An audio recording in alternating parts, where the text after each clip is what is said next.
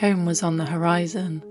We could finally settle in and begin our new life in the lakes. Just as it was within grasp, we received a letter through the door that changed everything yet again. It's time to say goodbye. We are moving on once more.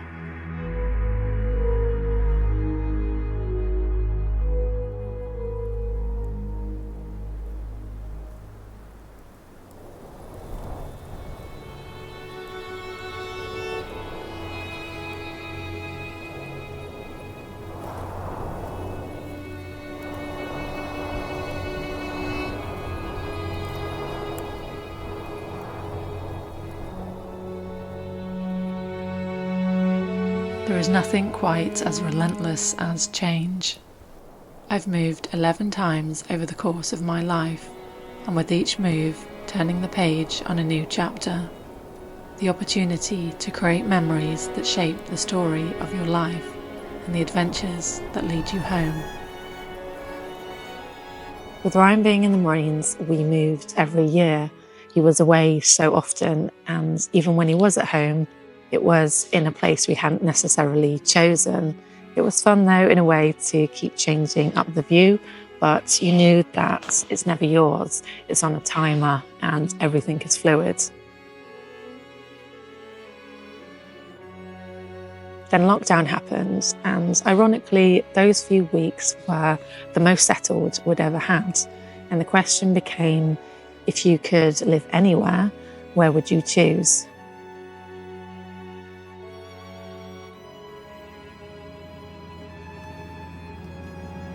There's a whole world out there, but then there's also no place like home. So do you go back to where you grew up, settle into the well-worn tracks of what's known and comfortable, a place that has reference, memories and ties. It feels like you, but is it the most you? Or do you look ahead? The fastest way to change your life is to make a decision. By the time that first lockdown had lifted, we decided to buy our first home. And that house would be at the other end of the country.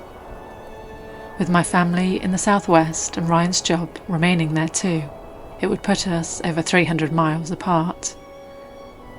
Not a logical decision, not an easy decision. Was it even the right decision? We didn't truly know, but it was the decision we made nonetheless.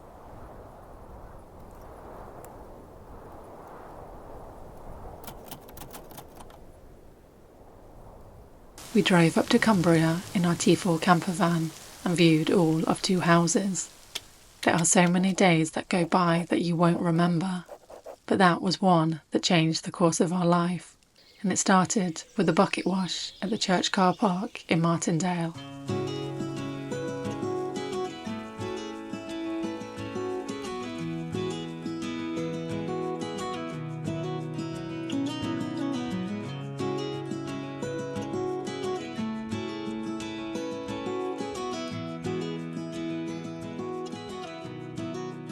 The first house we viewed was interesting. It had a rather peculiar set of extensions with orange sort of pine wood cladding, which gave it the feeling of being inside a sauna. The stairway leading up to the first floor had a set of false teeth just casually sat there, and all of the bedroom doors had locks on the outside. And the second house we viewed, we bought. We went back into lockdown and didn't return until the day we moved in. Setting off at 2 a.m, Ryan drove the box truck with all our belongings, and I followed up in the camper van with a wonky gear stick, pet chickens on the passenger seats, and geckos in the footwell.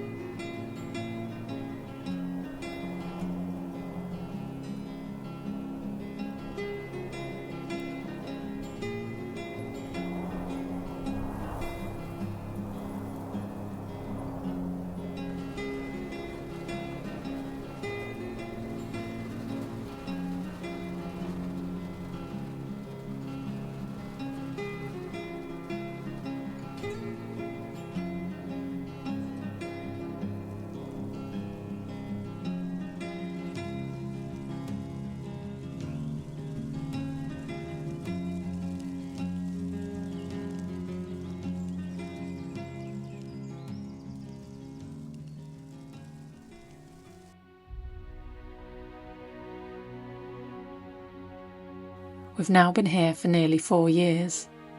It's a privilege to have everything the Lake District offers right at our doorstep. This landscape has shaped my thoughts, my work, my creativity, and continues to do so. It was never my plan to be here, and yet now it feels like I'm meant to.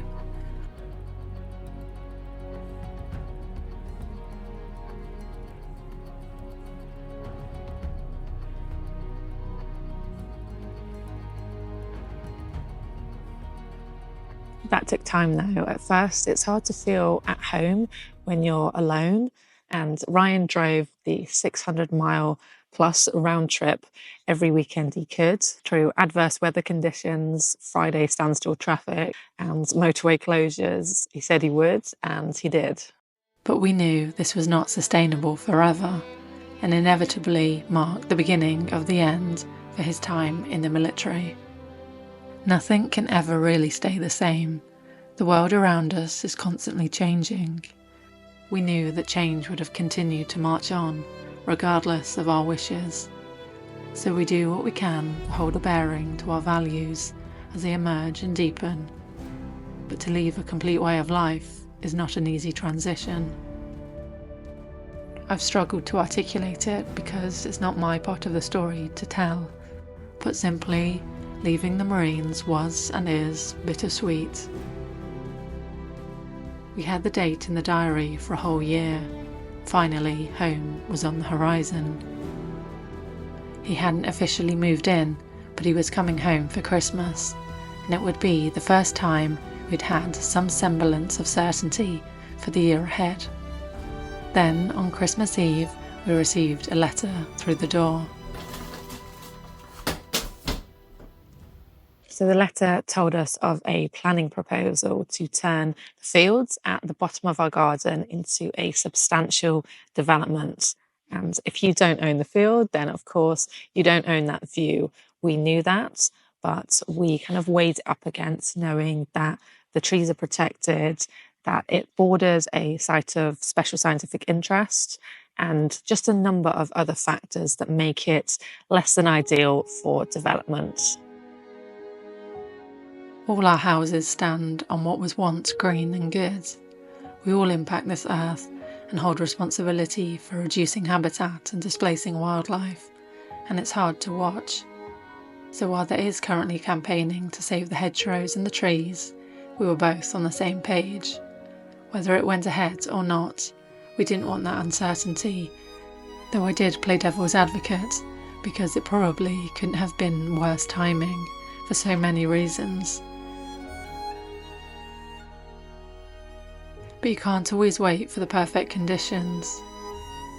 So Ryan hadn't even moved into the home that had been waiting for him those 3 years before we had made the decision to move on.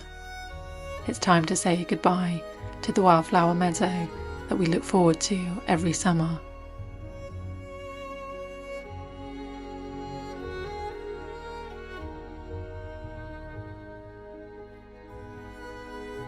Goodbye to the old tree that I watch from my office window as it changes through the seasons.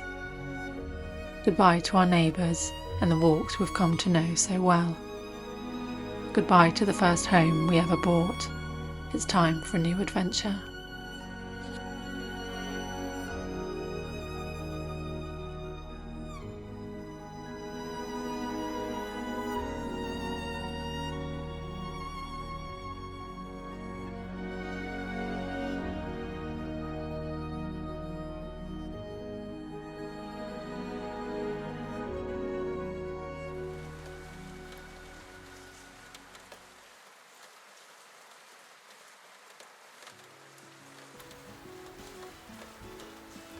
I know it's been a while since I last shared the files with you.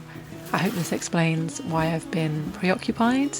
As we didn't intend on moving for a few years, it's been quite the rapid turnaround, all hands on deck, but I'm excited to share where we've ended up. I think you're going to enjoy it. Also, before I sign off, I just wanted to give my mum a shout out for just being the best, really. Whatever new and madcap plans I come up with, she's always there with 200% support. So if you're lucky enough to still have a mum, don't ever take that for granted. It's a truly precious gift. Until I see you again, thanks so much for being here, and I hope to see you in the comments. Let me know how your summer was. Enjoy your adventures, and I'll see you soon.